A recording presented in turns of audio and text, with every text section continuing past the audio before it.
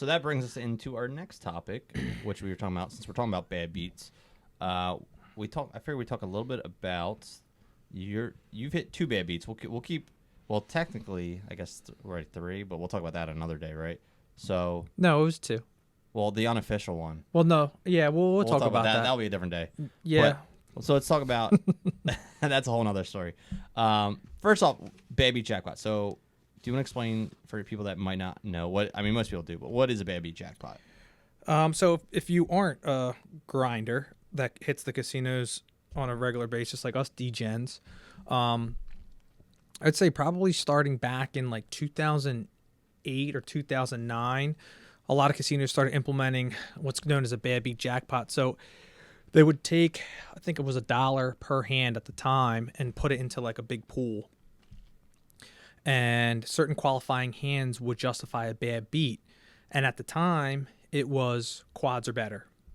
So basically, if you had quads and your hand happened to get beat by a higher quads or a straight flush or a royal flush, you technically were the loser of a bad beat. So going back to the bad beat here, yeah. So you were saying you take some chips out of there. Yeah, so they pull $1 a hand, put it in a kitty, and then the number grows exponentially over a period of time until the bad beat actually hits. So like I said, qualifying hand was quads or better. And if you had quads get beat or a straight flush get beat or whatever the case might be by a higher straight flush or a higher quads, you would get 50% of the pot or whatever it was at the time, 30%. And then the winner would get 25% of the pool, whatever it was. And then the remaining players at the table would chop the rest. Would chop their remaining 25%. Now this is going back to before they started paying out like the whole casino, and a lot of casinos have their own individual rules of how it works. So obviously for poker players back in the day, it was kind of like a little bit of an incentive for playing and losing a big hand to a monster. Really, you have quads lose. Yeah. It's like, oh my God, you know what I mean? Yeah. So, and there was some rules with it, like you had to use both pole cards in your hand. You couldn't use like there couldn't be like 3 aces on the board. You use one ace or whatever. You had to use 2 in your hand. You had to use both cards. So, I mean, thinking back to when we were playing all the time, we had all these deals worked out between us. Like, oh, dude, if you hit it, I get this. Or, if you hit it. Because we thought, like, we play so much, our chances of hitting it were so high or whatever. And honestly, your chances of hitting it or being involved in it are so exponentially lower than you really think in your head. Yeah. It's like the lotto, you know what I mean? You Yeah. play Mega Mills and you're like, I got a chance. You're finding ways to spend the money and you're like, no, it's not going to happen. So, I was fortunate enough to actually be at one of those tables where the bad beat actually hit and then got a payout as a participant in the hand. Now, what casino was that? I forget. This was Harrah's Atlantic City. Okay. So, yeah. And this is before they started pooling all 4 properties at the time into one kitty. Like each Harrah's property or Caesar's property We're splitting it. had their own. So like Harrah's had 150,000 and Bally's was 120 or Showboat was whatever. So to kind of lead up into it, back then I didn't have kids, I wasn't married, I was with a girl that I'm no longer with. So I was going to casinos on a regular basis. I mean, like anytime I was off work, I was there.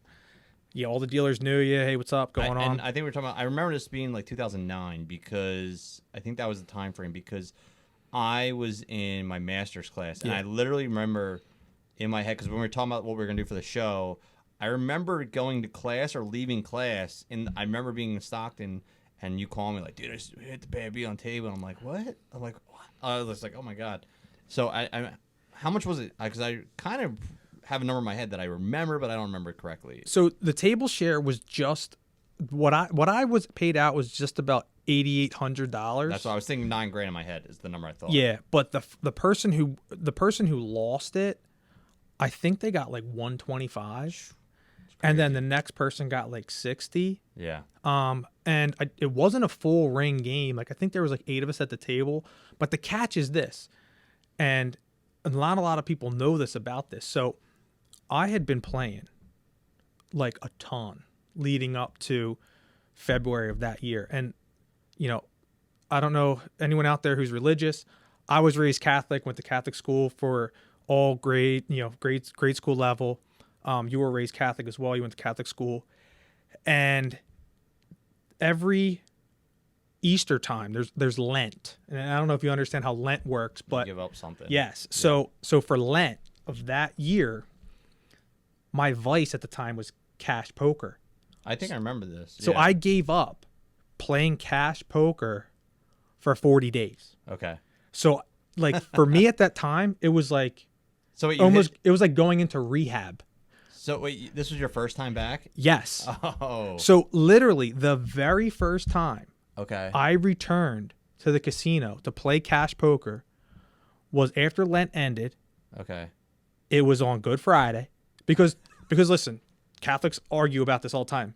When does Lent actually end? Is it Good Friday at 3:00 or sundown or sundown? Yeah. Look, for me, Lent ended Good Friday. So I'm not even kidding. I went into the casino. I got my buy-in. I sat down at the table. I was like, yes, prodigal son has returned. This is it. Time to play. No lie, within an hour into playing, bad beat hits. And how it worked was like, if you're not in the hand, you're not really paying attention. So I remember I was in the middle seat. I can vividly remember how this worked. Lady was here. A guy was over here. Flop came, 3 spades, 7 high spade. I want to say it was 3-4-7 or maybe 3-5-7 of spades. Turn was, brick, a lot of betting.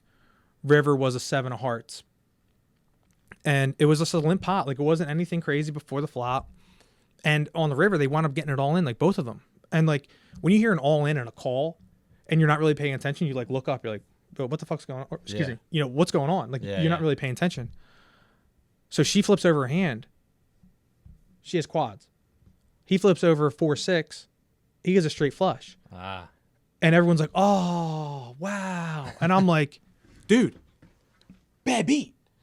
And everyone's like, bad beat. And we're all just jumping up and down, like cheering. The whole casino's going, like the whole poker room's going crazy. And I remember the dealer was this, her name's Claudine and whatever. I don't know her last name. But like, I mean, she was like, smoky MILF, like loved her, dude. She dealt it. I was like, Claudine, I love you. Like everyone was going crazy. And yeah, dude, everyone got paid out.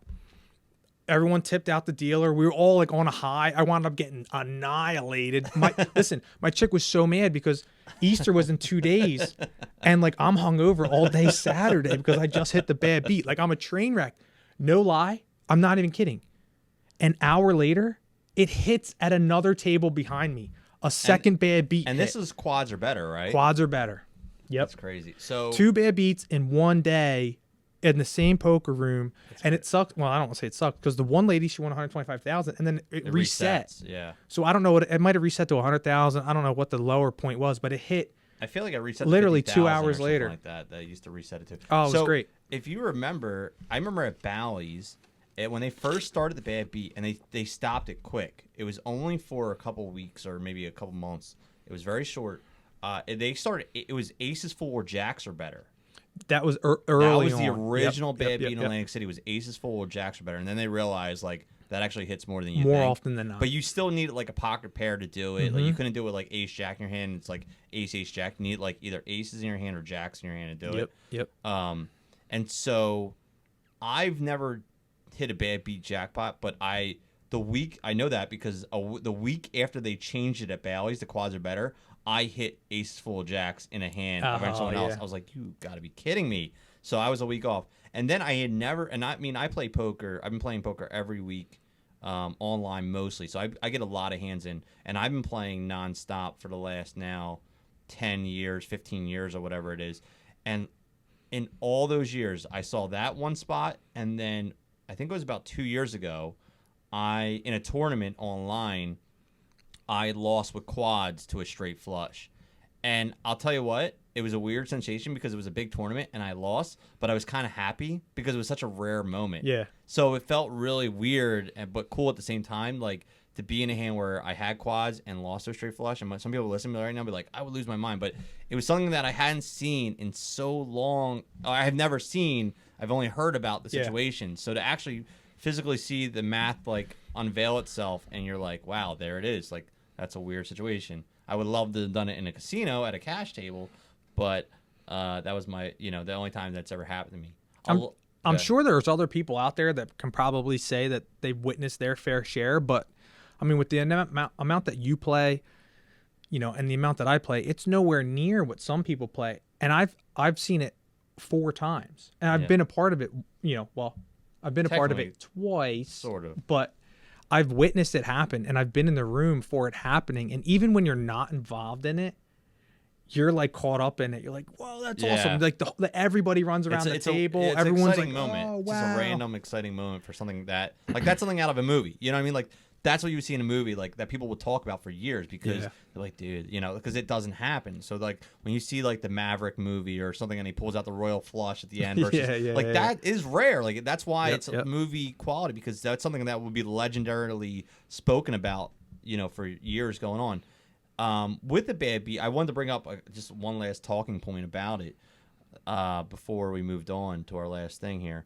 But there's been a lot of controversy back and forth whether a bad beat is good or bad for the casino. And I think there's 2 sides of the story. So the good side of the story is this. You have a high number. It's up to like 100, 200, 300,000. It's gotten up to like almost $1 million in some casinos. It attracts more people to the casino. It attracts more people. They want to chase that, so you got more people coming in. The bad side about it, though, that people talk about is that it's bad for the ecosystem of the poker world. Because what happens is this, right? You have someone that, like that you said, that guy won, or the girl won 125,000, right? Yep. Well, what happens with that money?